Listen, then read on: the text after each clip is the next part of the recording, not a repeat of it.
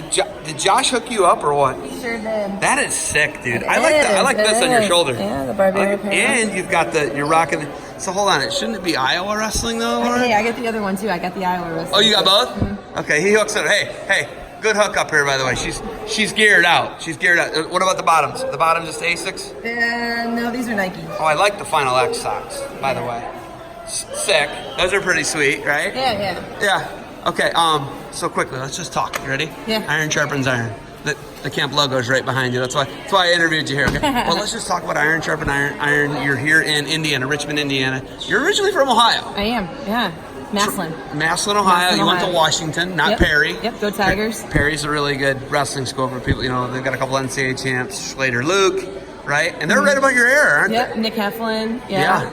And so those guys are a little bit older than you, though. Slater. Yeah, they're a little older than you, though, right? Yeah. All those guys are. Yeah. So you're... Nick Heflin's I think he's the same. He's the same age. He's an 08 grad. You're right. Okay. So, what's the training situation right now?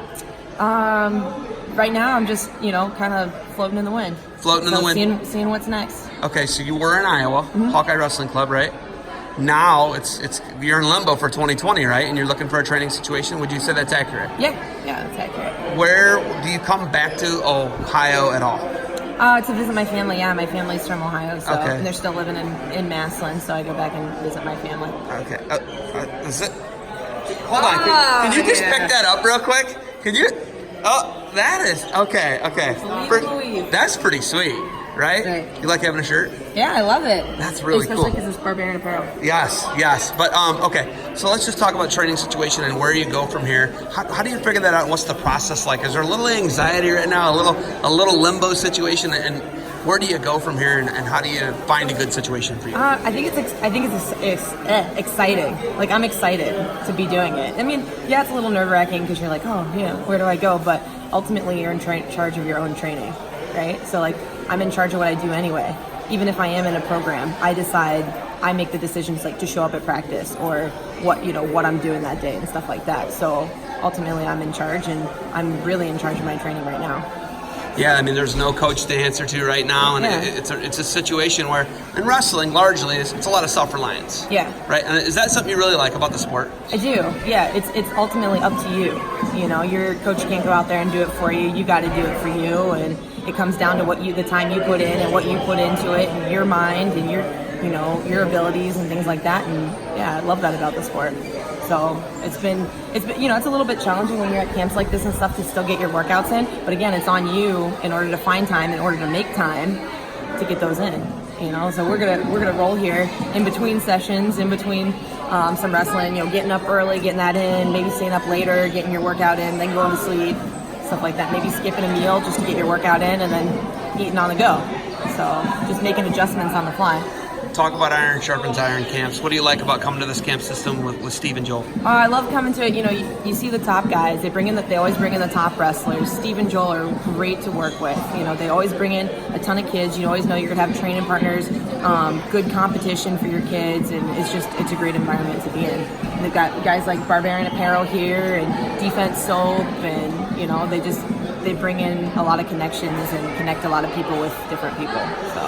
Okay, so you're going to be training here with Coach McDonough, right? Yeah. And you train together probably in Hawkeye Club. Yeah. So getting a familiar role with a high-level athlete like that, how good is that, and how different are those workouts of working out with high school kids compared to working out with a guy who's an NCAA champ and a guy who wrestled on the international level? Oh, well, you said it yourself, it's levels, right? It's a level change, it's a level difference, and it's huge, and it's great, working out with somebody who makes me feel like I'm in kindergarten, like rolling with him, and the technique and just the pressure that he's able to put on me and stuff like that is just beyond what you see at the high school level.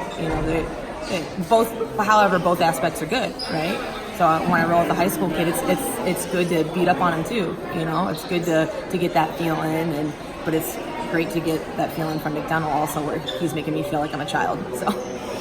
What do you think of how we've made Final X special and being a part of things like that? And I talked to Catherine last week, And even if you come up short, it is 2019. People who come up short are people who make the world team. 2019 is not 2020, right? Like we're looking at the shirt here, right? Yeah. And it's about 2020, right? Right. And you're focused, right? Yeah. You're so focused on that, right? Yeah. What do you got to do to be the best you can be? And I think it's April next year, right? And is it in State College? Yes, it is. State College. What do you got to do to be on your game, be the Olympian next year? Well, first of all, I think Final X is has been a great idea and a great opportunity for athletes, but not only athletes, but to showcase our sport and to promote it and get it out there, and it makes it fun for the athletes and it makes it fun for the audience and things like that, and it's creating a bigger deal. We do the interviews beforehand and the press conference beforehand, and they're hyping it up, and it's just great to get people sucked in and drawn into the storylines behind each athlete that they're supporting. And so I think that's huge, and I think that's great for our sport. But yeah, gearing up for 2020, getting ready for 2019, having the mistakes exposed to not only the public but to yourself. Like, oh, this is where I need to correct. I need to correct this in order to not only make the Olympic team, but also to go out and win a medal, the gold medal. Those things need to be exposed so that you can make those adjustments in order to do what you need to do in 2020. That was what Catherine, like her and I, when she was like being exposed, and she had 2 tough matches. But I think that you're the only 2 senior level women that I've talked to this year, and I think that that's big when you're learning, right? Mm-hmm. You're learning and preparing for the big stage in Tokyo, right? Right. That's what the shirt says, right? That's right. Okay, I saw Coach McDonough in the reflection here walk by. Do you got anything else for me? No. Come watch us roll. I'm gonna come watch you roll. Thank you for the time, and I'm gonna get a quick thing. What's in your bag? I just gave you. All right. Okay.